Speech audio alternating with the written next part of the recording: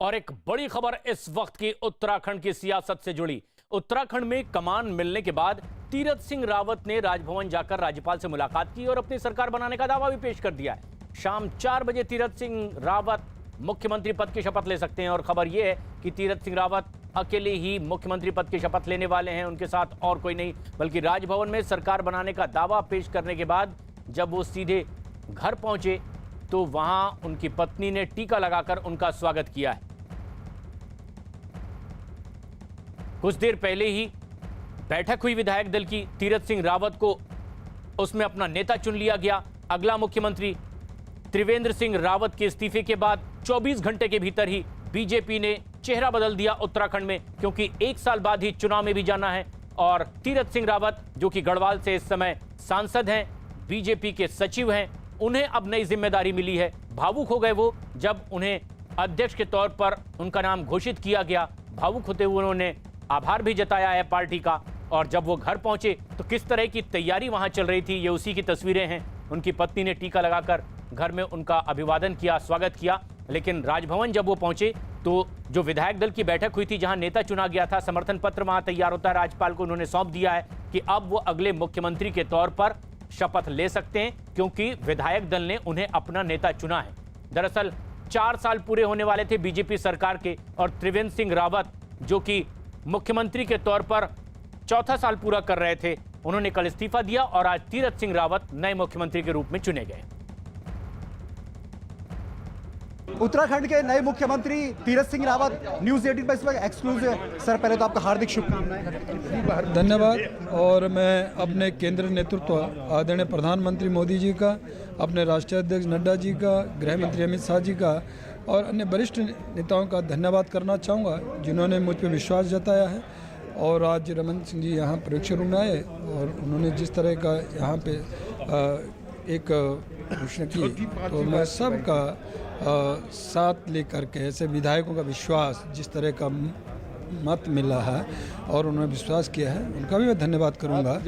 और प्रदेश के अंदर जिस तरह का मुख्यमंत्री त्रिवेंद्र जी ने विकास कार्य किए हैं और केंद्र सरकार के उत्तराखंड के ड्रीम प्रोजेक्ट प्रधानमंत्री जी ने जिस तरह दिया है चौमुखी विकास, उसको नीचे तक ले जाने का काम करेंगे। हमारा नया आयाम रहेगा पर्यटन, शिक्षा, स्वास्थ्य। जनता के लिए क्या कहेंगे सर?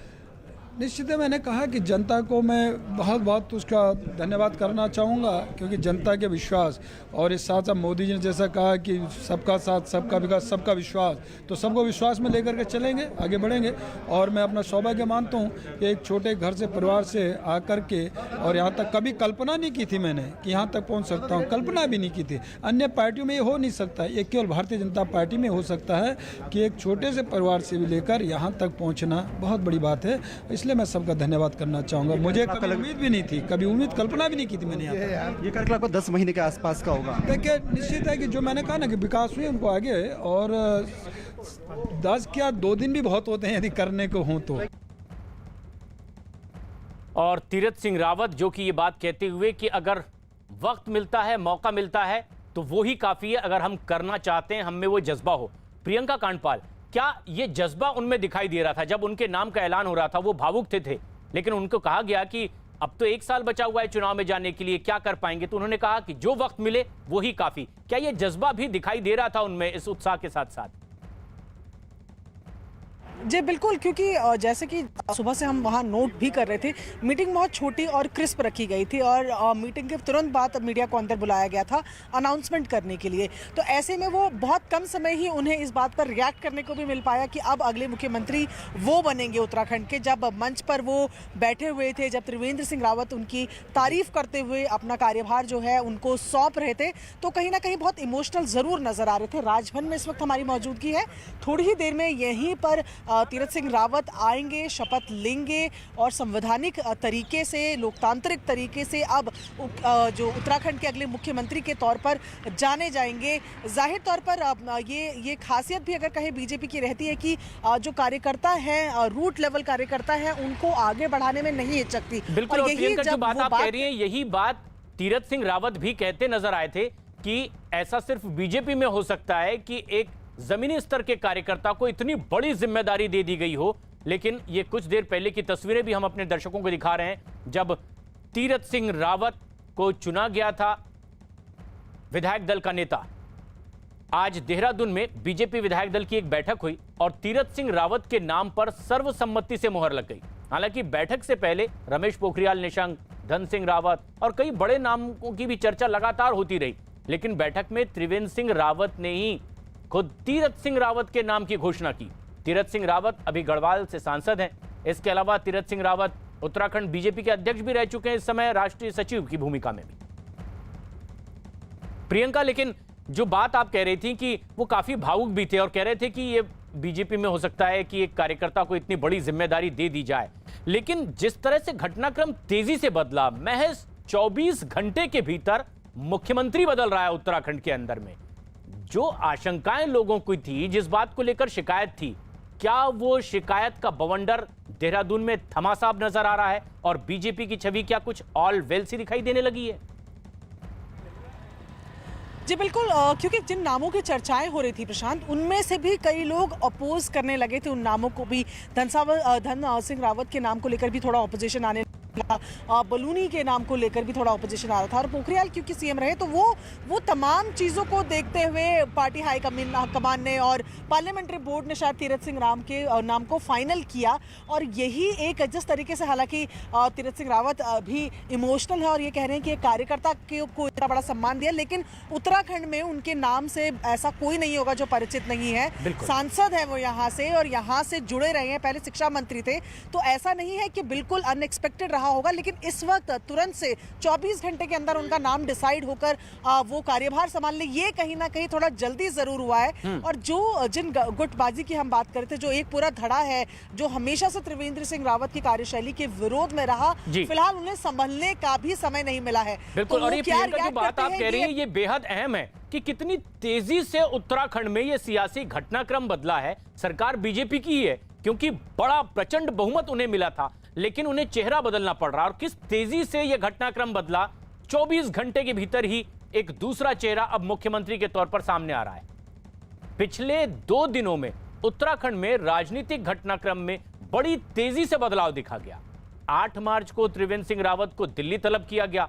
देर रात त्रिवेंद्र सिंह रावत जेपी नड्डा से मुलाकात करने पहुंच गए। इसके बाद 9 मार्च को, यानी कि कल ही, त्रिवेंद्र सिंह रावत देहरादून वापस लौटे और दोपहर में ही राजभवन पहुंच गए, अपना इस्तीफा राज्यपाल को सौंप दिया। और इसके बाद आज सुबह 10 बजे बीजेपी विधायक दल की बैठक बुला ली गई और तीरथ सिंह रावत के नाम का ऐलान कर दिया गया मुख्यमंत्री के तौर पर। यह भी बता दिया गया कि 4 बजे शपथ भी ले लेंगे। और ये वो तस्वीरें हैं जब कुछ देर पहले खुद निवर्तमान मुख्यमंत्री त्रिवेंद्र सिंह रावत ने तीरथ सिंह रावत के नाम का ऐलान किया और इस तरह से उत्तराखंड को मिला नया उत्तराधिकारी। त्रिवेंद्र सिंह रावत के बाद तीरथ सिंह रावत के हाथ अब उत्तराखंड की कमान।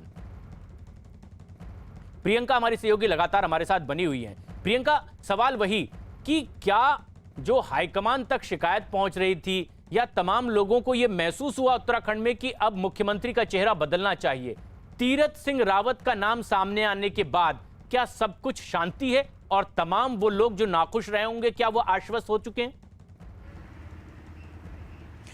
क्योंकि अभी तो मेरे ख्याल से प्रशांत ये कहना बहुत जल्दबाजी होगी, क्योंकि ये सभी के लिए सरप्राइज के तौर पर आया है। जिस तरीके से सकबुकाहट थी वैसा कुछ हुआ नहीं। और तीरथ सिंह का जो नाम है वो क्योंकि मैं, जैसे कि हम लोग बता रहे हैं कि संगठन में काम कर चुके हैं, शिक्षा मंत्री रहे हैं और अध्यक्ष रहे हैं स्टेट बीजेपी के, तो उनका जो मिलनसार उनका जो नेचर है, तमाम विधायकों से बात करना, जनता से बात करना, कार्यकर्ताओं से बात करना, लेकर लोग काफी आश्वस्त हैं कि एक कम्युनिकेशन गैप की जो शिकायत लोगों को रही त्रिवेंद्र सिंह रावत से कि बात नहीं करते हैं, अपने ही नेताओं की नहीं सुनते हैं, तो वो कहीं ना कहीं जरूर ये पॉइंट में वो बहुत आगे हैं इस चीज में कि कम्युनिकेशन उनका बहुत अच्छा है। और दूसरी बात, जिस तरीके से अभी 1 साल का महज समय रह गया है, तो इस बात को बखूबी तमाम विधायक समझेंगे कि ये एक मांग जो उनकी थी कि त्रिवेंद्र सिंह रावत के चेहरे को बदला जाए, उसको पार्टी हाईकमान ने सीरियसली लेते हुए उस पर एक्शन लिया है। और अब सभी को एक इकाई की तरह इलेक्शन की दिशा में आगे बढ़ना है,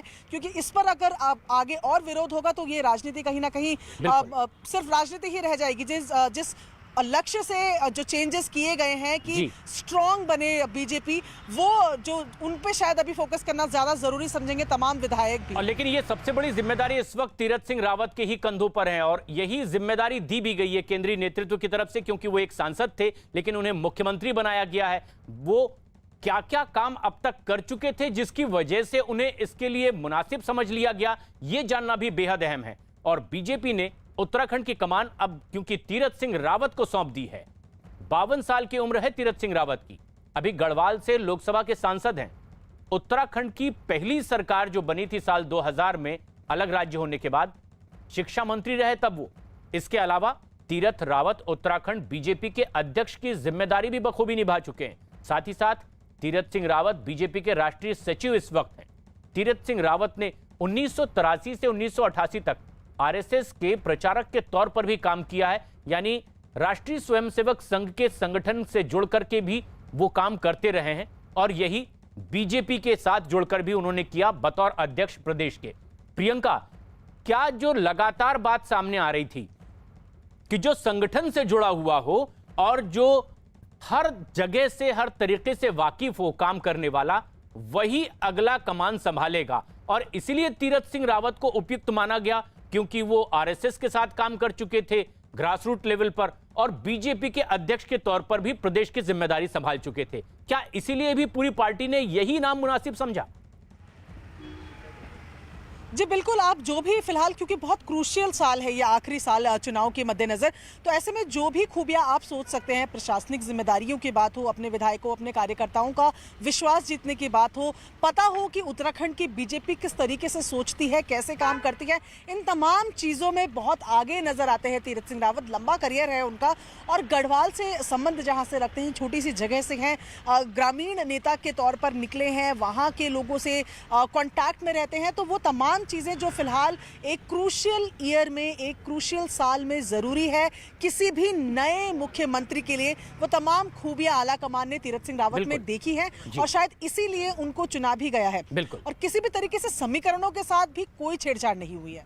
और अब तीरथ सिंह रावत का नाम क्योंकि तय हो गया है, 4 बजे वो शपथ भी लेने वाले हैं, लेकिन जैसे ही निवर्तमान मुख्यमंत्री त्रिवेंद्र सिंह रावत ने उनके नाम का ऐलान किया तमाम उन पर्यवेक्षकों के बीच में, तो तीरथ सिंह रावत की आंखें नम हो गई। उन्हें शुभकामनाएं दी गई, बधाई दी गई और नम आंखों से ही उन्होंने आभार भी जताया पार्टी का, अपने वरिष्ठ अधिकारियों का।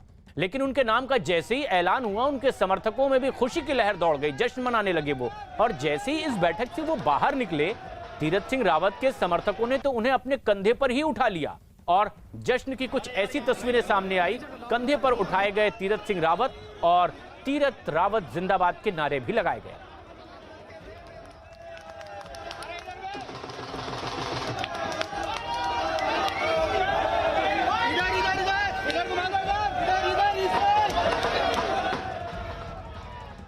तीरथ सिंह रावत बन गए हैं उत्तराखंड के नए सीएम, नए मुख्यमंत्री। और ये तस्वीरें देखिए, प्रदेश कार्यालय में जश्न का माहौल नजर आ रहा है। तमाम कार्यकर्ता जो है ढोल बजाकर, फूलों की बारिश कर कर उनका स्वागत कर रहे हैं। तीरथ सिंह रावत अब त्रिवेंद्र सिंह रावत के बाद उत्तराखंड की गद्दी संभालेंगे और तस्वीरें आप देख रहे हैं जहां पर अपने कार्यकर्ता और तमाम विधायकों से घिरे हुए नजर आ रहे हैं तीरथ सिंह रावत। 1 साल से कम का समय है उत्तराखंड के चुनाव के लिए, ऐसे में जिम्मेदारी बहुत बड़ी है। तीरथ सिंह रावत ने मुख्यमंत्री के तौर पर चुने जाने के बाद इस बात को कहा कि त्रिवेंद्र सिंह सरकार ने सराहनीय काम किया है और उन कामों को वो आगे बढ़ाने की कोशिश निरंतर करेंगे।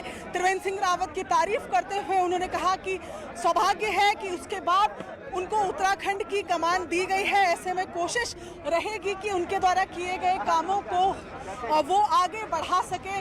आज 4 बजे शपथ लेकर उत्तराखंड के नवे मुख्यमंत्री के तौर पर आज से तीरथ सिंह रावत जाने जाएंगे। उनके समर्थकों में उत्साह है, देवभूमि तीरथ भूमि के नए मुख्यमंत्री तीरथ सिंह रावत होंगे। प्रियंका हमारी सहयोगी लगातार हमारे साथ बनी है। प्रियंका, एक जो सबसे अहम बात है, क्या अकेले तीरथ सिंह रावत का ही शपथ होने वाला है या फिर इनके साथ कोई और भी? अब तक जो जानकारी मिली है, मदन कौशिक ने जो मीडिया से भी बातचीत की थी उसमें साफ किया था कि आज 4 बजे केवल मुख्यमंत्री शपथ ले रहे हैं। हालांकि ये अटकलें भी लगाई जा रही हैं कि मंत्रिमंडल में जगह भी खाली है, ऐसे में 1 या 2 लोगों के साथ मंत्रिमंडल का विस्तार भी किया जा सकता है। लेकिन आज अभी तक की जो खबर है उसमें यही बताया जा रहा है कि केवल तीरथ सिंह रावत ही यहाँ पर आज शपथ लेंगे राजभवन से। लेकिन सबसे अहम बात यह है कि जो चर्चा भी चली थी कि एक उप मुख्यमंत्री भी बनाया जा सकता है। क्या तीरथ सिंह रावत एक ऐसा नाम है कि तमाम आशंकाएं दूर हो चुकी है और अब किसी भी तरह के संतुलन को बनाने के लिए कोई नया कदम उठाने की जरूरत नहीं है? इनफ। जी बिल्कुल सही कह रहे हैं आप, क्योंकि कल जब हम ये बातचीत कर रहे थे तब ये भी सामने आ रहा था कि एक डिप्यूटी सीएम भी बनाए जा सकते हैं, लेकिन वो उस संदर्भ में बातचीत हो रही थी जब 4 नाम जो लगातार आगे चल रहे थे तो उनके साथ एक डिप्यूटी सीएम की जरूरत भी हो सकती है। लेकिन तीरथ सिंह रावत के नाम को जब अनाउंस किया गया उसके साथ किसी तरह कोई डिप्यूटी सीएम के बारे में कोई बातचीत नहीं की गई और मंत्रिमंडल में भी बताया जा रहा है कि 1, 2 या ज्यादा से ज्यादा 3 लोगों को के साथ विस्तार किया जा सकता है, क्योंकि 9 ही लोग अभी मंत्रिमंडल में हैं। ऐसे में अब लग रहा है कि तीरथ सिंह रावत के बन जाने के बाद शायद बहुत ज्यादा चेंजेस करने की जरूरत नहीं रहेगी और असल में उसका उतना समय भी नहीं है, क्योंकि अब 11 महीने का तकरीबन आप समय लगा लीजिए, 1 महीने से ज्यादा आचार संहिता में लग जाता है, तो ऐसे में अब 11 महीने तक का भी समय नहीं है और शायद उसकी जरूरत भी तीरथ सिंह रावत के शपथ लेने के बाद महसूस ना हो। हालांकि अभी भी अटकलें लगाई जा रही है कि मंत्रिमंडल में जरूर 1 या 2 लोगों के साथ विस्तार हो सकता है। लेकिन अब बीजेपी ये कह पाएगी कि ऑल वेल है, जिस तरह की शिकायतें थी, क्योंकि देवभूमि तीरथ भूमि को अब नया मुख्यमंत्री मिला है तीरथ सिंह रावत। शपथ 4 बजे होने वाली है। लेकिन उत्तराखंड में ही नहीं बल्कि बंगाल में भी सियासी घमासान, और यह बड़ी खबर नंदीग्राम के महासंग्राम से जुड़ी हुई। ममता बनर्जी के नामांकन के साथ साथ नंदीग्राम की जंग अब और तेज हो गई है। ममता बनर्जी ने हल्दिया के एसडीएम दफ्तर पहुंचकर नंदीग्राम विधानसभा सीट से अपना नामांकन आज दाखिल कर दिया है। लेकिन इससे पहले हल्दिया पहुंची ममता एसडीएम ऑफिस तक अपने समर्थकों के साथ पैदल मार्च करती हुई पहुंची थी। नामांकन से पहले ममता ने नंदीग्राम में शिव मंदिर में जाकर पूजा अर्चना की, तो वहीं दूसरी तरफ जो उनके खिलाफ अब चुनावी मैदान में होंगे शुवेंदु अधिकारी, वो नंदीग्राम में रोड शो करते नजर आए और अपनी ताकत दिखाई है। ममता बनर्जी को ये उन्हीं के सामने खड़े होकर जो उनके कभी सहयोगी थे अब चुनौती देंगे। शुवेंदु अधिकारी ने अपने नए चुनाव कार्यालय का उद्घाटन भी इसी दौरान किया है। चुनावी समर में ममता के खिलाफ उनके ही पुराने सिपह सालार उतरने वाले हैं। नंदीग्राम का मुकाबला अब इसीलिए भी दिलचस्प हो गया है। आज ममता का नामांकन, तो 12 तारीख को यानी कि 12 मार्च को शुवेंदु अपना नामांकन दाखिल करने वाले हैं और नामांकन के बाद दोनों को संबोधित करते हुए ममता ने उम्मीद जताई कि जनता उनका ही साथ देने वाली है। ममता बनर्जी अपना नामांकन पत्र दाखिल करने के लिए हल्दिया पहुंच गई हैं और आप देख सकते हैं कि सड़क से वो पैदल ही नामांकन दाखिल करने जा रही हैं, क्योंकि चुनाव आचार संहिता के मुताबिक उनके साथ भारी अमला नहीं जा सकता है, गाड़ियां अंदर नहीं जा सकती हैं और इसलिए वो कुछ लोगों के साथ अंदर जा रहे हैं। यहाँ पर देखिए सुरक्षा व्यवस्था चाक चौबंद करने की कोशिश की जा रही है, क्योंकि कई ऐसे समर्थक पार्टी के थे जो चुनाव आचार संहिता का पालन नहीं कर रहे हैं, उनके साथ नामांकन स्थल जाना चाहते हैं। तो ममता बनर्जी फिलहाल जो यहाँ पर दफ्तर है उसमें नामांकन करने जा रही हैं। एसडीओ का दफ्तर है, सब डिविजनल ऑफिसर का दफ्तर है और ममता बनर्जी वहां पर कुछ समर्थकों के साथ अंदर जा रही हैं अपना नामांकन पत्र दाखिल करने। नंदीग्राम विधानसभा से चुनाव लड़ने का उन्होंने ऐलान किया था और यहीं से शुवेंदु अधिकारी भी चुनाव लड़ने वाले हैं। तो एक कड़ा और दिलचस्प मुकाबला जो पश्चिम बंगाल की सबसे हॉट सीट है विधानसभा की, उस पर होने वाला है और वहाँ नामांकन दाखिल करने के लिए ममता बनर्जी आ चुकी हैं। इसके पहले उन्होंने नंदीग्राम में शिव मंदिर में जाकर के पूजा की और यहाँ एक रोड शो के जरिए अपनी ताकत का प्रदर्शन करते हुए ममता बनर्जी नामांकन दाखिल करने के लिए अंदर जा चुकी हैं। कैमरामैन जयपाल रावत के साथ Arun Singh, news 18 India, Haldia. Feelings is very clear.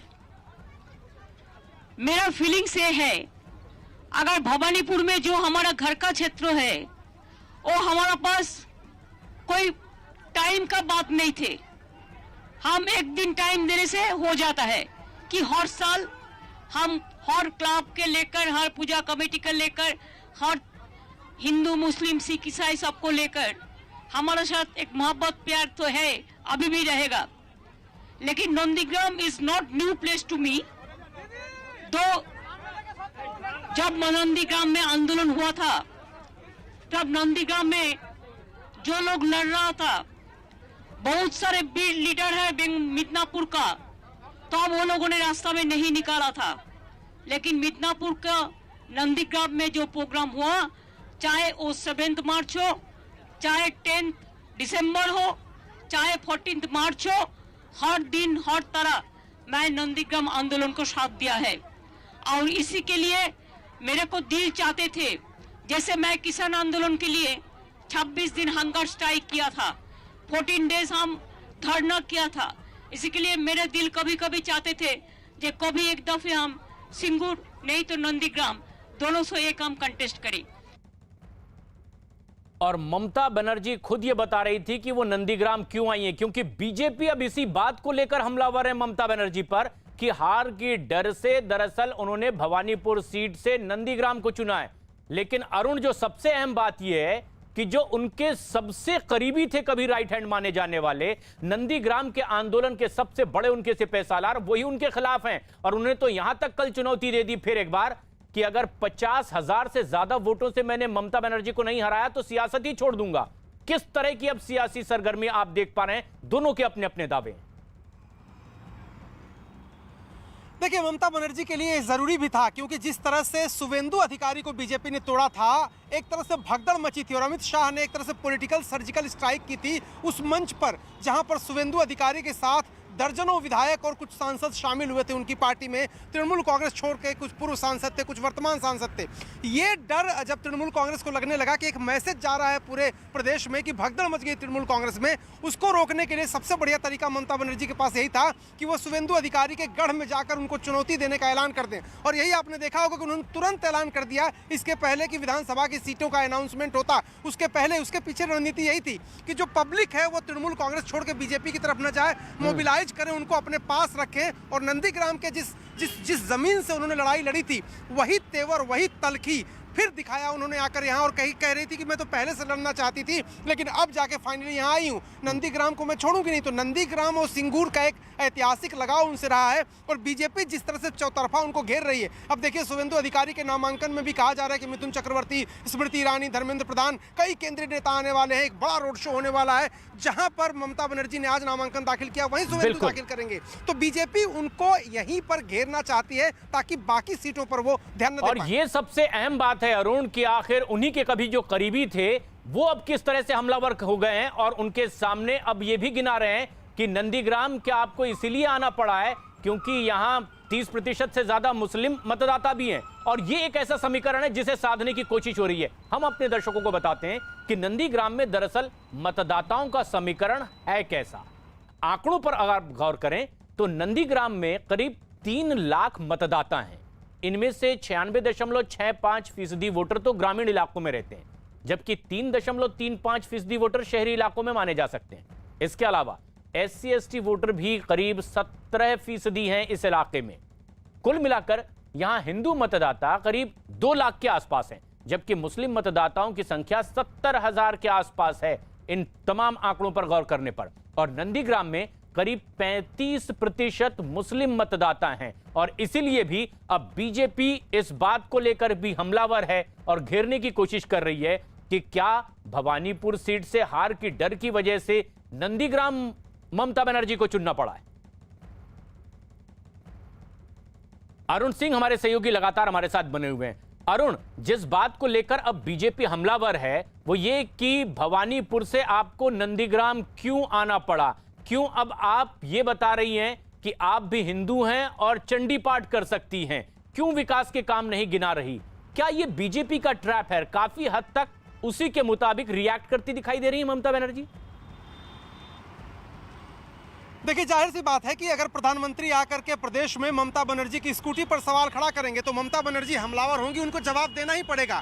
तो बीजेपी जो नैरेटिव सेट करना चाहती है, मुझे लगता है कि ममता बनर्जी बैकफुट पर जाने की बजाय उसका जवाब देने की कोशिश कर रही हैं। भवानीपुर से छोड़ने का मकसद उन्होंने बताया था, प्रधानमंत्री ने सीधे इस बात को लेकर के आड़े हाथों लिया था ममता बनर्जी को कि भवानीपुर छोड़ के आपकी स्कूटी अगर वहीं खराब होना लिखा है तो वहीं गिरेगी या खराब होगी। तो प्रधानमंत्री ने जिस तरह से घेरा था, मुझे लगता है कि ममता बनर्जी अब चंडी पाठ कर रही है मन से। देखिए कि ममता बनर्जी जय श्री राम के नारे पर चिड़चिड़ा करके और गाड़ी से उतर जाती थी, अब वो चंडी पाठ करके ये दिखाना चाहती है कि जो उनके दोनों वोटर हैं, मुस्लिम और हिंदू दोनों वोटर हैं, दोनों को साधना है, दोनों को साथ लेके चलना है और एक संतुलन बना के उनको चलना है। यही वजह है कि आप देखिए कि वो अल्पसंख्यकों की भी बात करती हैं और साथ ही साथ हिंदू वोटरों पर जो बीजेपी की नजर है उसको भी अपनी तरफ बनाए रखने के लिए उनको वो सब करना पड़ रहा है जो शायद बीजेपी उनको चुनौती दे रही है। जब आप मौजूद थे नामांकन के वक्त, तब भी वो यही बात कहती नजर आई कि हम सभी धर्मों के लोगों को लेकर ही इस चुनावी मैदान में उतरने वाले हैं।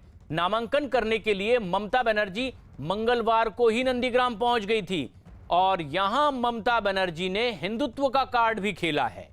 ममता बनर्जी 3 मंदिरों में पहुंची, दर्शन उन्होंने किए और सबसे पहले वो चंडी मंदिर गई, इसके बाद वो वासुली मंदिर गई हैं, अंत में वो जानकीनाथ मंदिर भी गई। नंदीग्राम दौरे के अपने पहले दिन ही मंच से चंडी पाठ भी उन्होंने किया, अपने काली भक्त होने की मुनादी भी उन्होंने मंच से की। ममता बनर्जी ने मंच से ही चंडी पाठ समेत कई मंत्रोच्चार किए। ममता ने मंच से घोषणा की कि वो शिवरात्रि नंदीग्राम में ही मनाएंगी, यहां से नहीं जाने वाली हैं। और नंदीग्राम में करीब 65% हिंदू मतदाता हैं और यही वजह भी है कि चुनाव प्रचार के पहले दिन ही ममता बनर्जी हिंदू कार्ड खेलती हुई नजर आई हैं और हिंदू वोट बैंक को अपने भरोसे में लेने की कोशिश करती हुई ममता बनर्जी दिखाई दी। लेकिन इसी बात को लेकर बीजेपी भी उन पर पलटवार कर रही है।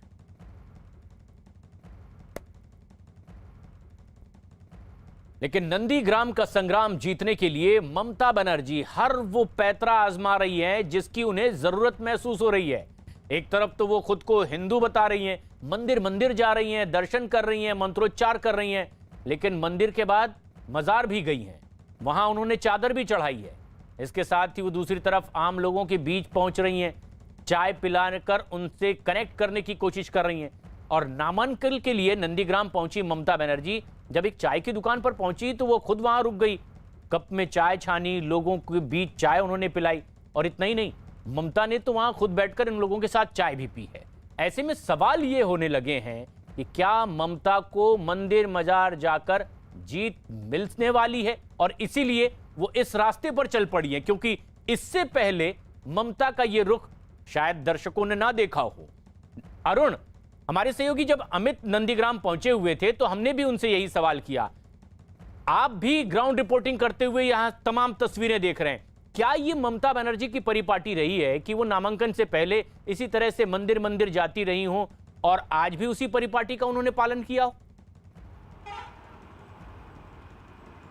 देखिए, नंदीग्राम जब वो आई हैं और इस वक्त चुनौती ज़्यादा है, तब बीजेपी नहीं थी स्टेट में। बीजेपी जब स्टेट में आई तब उनको लगने लगा कि हिंदू वोटरों पर बीजेपी एक तरफा कब्जा कहीं न कर ले और इसलिए उनको ज़रूरत पड़ी कि मुस्लिम वोटरों को साथ रखने के साथ ही हिंदू वोटरों को भी नाराज़ न करें। और यही वजह है कि पहले आप इन तस्वीरों को नहीं देखते थे, हालांकि वो लगातार कहती रही हैं कि वो पूजा करती हैं, लेकिन इस तरह से सार्वजनिक प्रदर्शन उस पूजा का उनको इसलिए करना पड़ा क्योंकि अब हिंदू वोटरों पर उनकी भी नज़र है। अब देखिए, नंदीग्राम के संग्राम की बात कर रहे हैं, अगर यहाँ फुरफुरा शरीफ और कांग्रेस ये दोनों कोई बड़ा कैंडिडेट नहीं देते हैं तो एक चंक उनके साथ रहेगा, उसमें कोई बंटवारा होने वाला नहीं है और वो चंक बीजेपी के साथ जाएगा नहीं। तो 35% तो उनको एक तरह से फिक्स डिपॉजिट ममता बनर्जी के पास है ही। अगर वो हिंदू आबादी को, वोटरों को बैलेंस कर लेती हैं तो उनकी जीत आसान हो जाएगी। जो ये कोशिश ममता बनर्जी की है, क्या वो एक ट्रैप भी है और जो उसमें जरा सी भी चूक हो रही है तो पलटवार करने का मौका बीजेपी को मिल पा रहा है? और ये ऐसा ही देखने को मिला है नंदीग्राम में। जब ममता बनर्जी चंडी पाठ करती नजर आई थी तो तंज कसा गया बीजेपी की ओर से, दावा किया गया कि वो विकास के नाम पर वोट क्यों नहीं मांग रही है, अगर उन्होंने विकास के काम किए हैं वो इस बात से क्यों भाग रही हैं। वैसे बीजेपी ये भी दावा कर रही है कि ममता ने गलत चंडी पाठ किया है और उसको लेकर के भी ममता बनर्जी पर अब बीजेपी पलटवार करती दिखाई दे रही है। वाह रे मोदी, बंगाल में मैंने दीदी को देखा, जो वहां के हिंदू दुर्गा विसर्जन के लिए कोर्ट का सहारा लेना पड़ता था। उनके मंत्री पिछले चुनाव में फरीद कहते थे डॉन के अखबार को, ये देखिए कलकत्ते में भी कराची है। वाह रे मोदी, आज दीदी चंडी पाठ कर रही हैं। वाह रे मोदी, दीदी चुनाव जो न कराए आपको। बच्चे चाहें तो देश बदल दें, बच्चे चाहें तो एक नई दुनिया बना दें, ऐसे ही कुछ अद्भुत यंग जीनियस के साथ नेटवर्क 18 दिखा रहा है एक अनोखा शो, बायजूस यंग जीनियस। 13 मार्च को शाम 7 बजे न्यूज 18 इंडिया पर मिलिए नई दिल्ली में रहने वाले 12 साल के तिलक केसाम से। वो बच्चा जिसे सुपर स्केटर कहते हैं। पहिए पर घूमना इस बच्चे का जुनून है और इसी जुनून की वजह से उसका नाम Guinness book of world record में भी 2 बार दर्ज हो चुका है। 2015 में उसने बांस के नीचे झुक करके बगैर टकराए 116 मीटर तक लिम्बो स्केटिंग करके नया वर्ल्ड रिकॉर्ड बनाया था। लेकिन दिसंबर 2016 में उसका यह रिकॉर्ड टूट गया और तिलक ने खुद अपना पुराना रिकॉर्ड तोड़ते हुए बांस के नीचे से 145 मीटर तक लिम्बो स्केटिंग की थी। 4 साल की उम्र से ही स्केटिंग कर रहे तिलक का सपना है 2023 विंटर ओलंपिक्स में आइस स्केटिंग में गोल्ड मेडल देश के लिए जीतना। तिलक एशियाई रोलर स्केटिंग ओपन में सिल्वर गोल्ड मेडल जीत चुका है और 13 मार्च को शाम 7 बजे न्यूज 18 इंडिया पर मिलिए इस विलक्षण स्केटर से। जरूर देखिए बायजूस यंग जीनियस।